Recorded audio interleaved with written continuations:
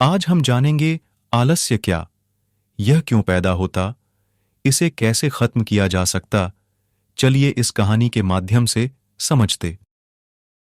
Video को शुरू होने से पहले आप हमारे इस चैनल को सब्सक्राइब नहीं किए हैं तो चैनल को सब्सक्राइब करें। गौतम बुद्ध अपने ध्यान में बैठे थे कि वहां पर एक आदमी आया। यह आदमी अपने आलसीपने से बहुत ज्यादा परेशान था। आलसी आदमी गौतम बुद्ध से बोला, महात्मा जी, मेरी मदद कीजिए।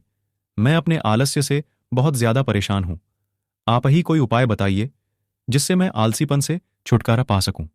गौतम बुद्ध ने उस व्यक्ति से कहा, पहले मुझे यह बताओ कि तुम्हें क्यों लगता है कि तुम आलसी हो। आलसी आदमी बोला, सिर्फ मुझे नहीं, मेरे परिवार वालों को और मेरे आसपास के सभी लोगों को ऐसा लगता है कि मैं आलसी हूं। गौतम बुद्ध ने फिर उससे पूछा, क्या तुम जानते हो आलस्य होता क्या है? आलसी व्यक्ति बोला, नहीं, मैं नहीं जानता, किंतु मैं इतना जरूर जानता हूं कि आलस्य बहुत बुरी चीज है। इसकी वजह से मुझे बहुत नुकसान हुआ है जीवन में। गौतम बुद्ध बोले, जिस परेशानी से तुम छुटकारा पाना चाहते हो, पहले उसके बारे में पूरी जानकारी ले लोगे तो उससे छुटकारा पाना आसान हो जाएगा। आलसी व्यक्ति बोला, भगवान, इतनी बुद्धि तो मुझ में नहीं है। आप ही मुझे इस समस्या के बारे में जानकारी दीजिए।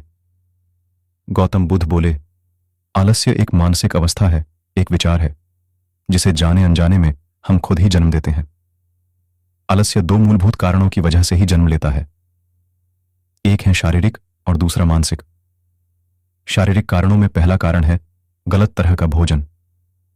हम सभी जानते हैं कि हमारे शरीर को भोजन से ऊर्जा मिलती है और यह ऊर्जा सजीव चीजों से मिले तो अच्छी, यानी कि प्राकृतिक रूप से जो हमें भोजन की वस्तुएं प्राप्त होती हैं, उनसे अगर यह ऊर्जा मिले तो हमारा शरीर इससे अच्छी ऊर्जा प्राप्त करता है। इससे उलट यदि हम निर्जीव वस्तुओं से ऊर्जा प्राप्त करते हैं तो यह हमें आलस्य की ओर लेकर जाती है। दूसरा कारण, हमारी शारीरिक गतिविधियां भी हमें आलस्य के चंगुल में फंसा सकती है। गौतम बुद्ध ने आलसी व्यक्ति को अपने शिष्यों की तरफ इशारा करते हुए कहा कि देखो, इनके चलने फिरने बैठने के तरीकों में तुम्हें कुछ अलग नजर आ रहा है। जब आलसी व्यक्ति कुछ समझ नहीं पाया तब गौतम बुद्ध ने उससे कहा, मेरे शिष्य जब भी बैठते हैं तो वे रीढ़ की हड्डी को एकदम सीधा रखते हुए बैठते हैं।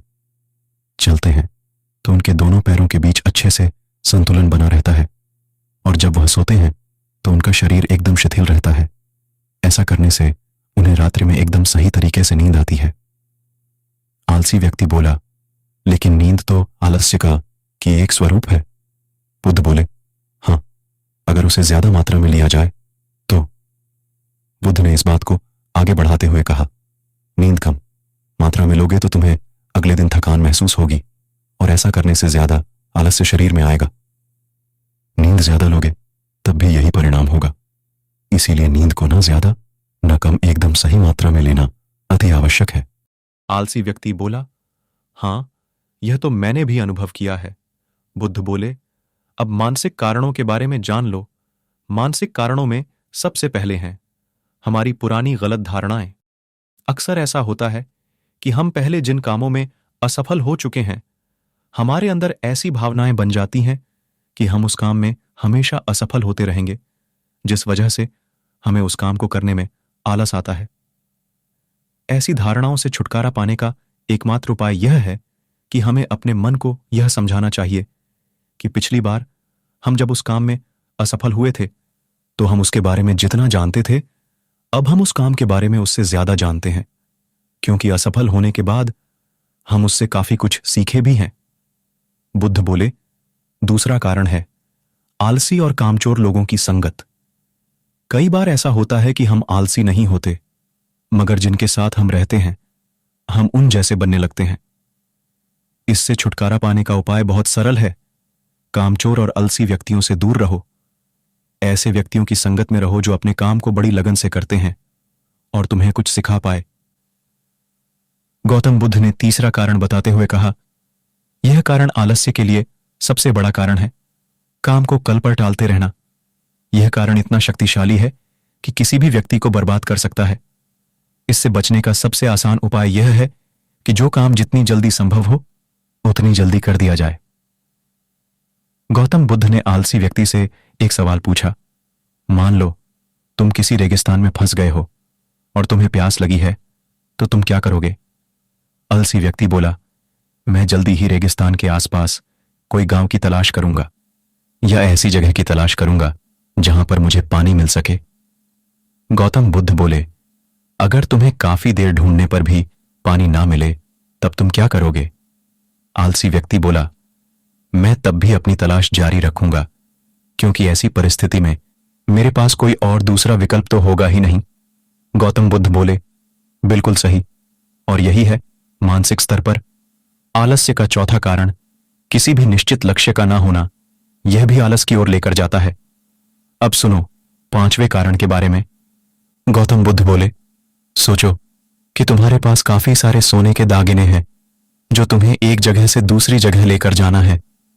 तुम चलते चलते थक जाते हो और किसी पेड़ के नीचे बैठ जाते हो, और तभी तुम्हें दूर से तुम्हारी तरफ दौड़कर आ रहे डाकू दिखाई देते हैं।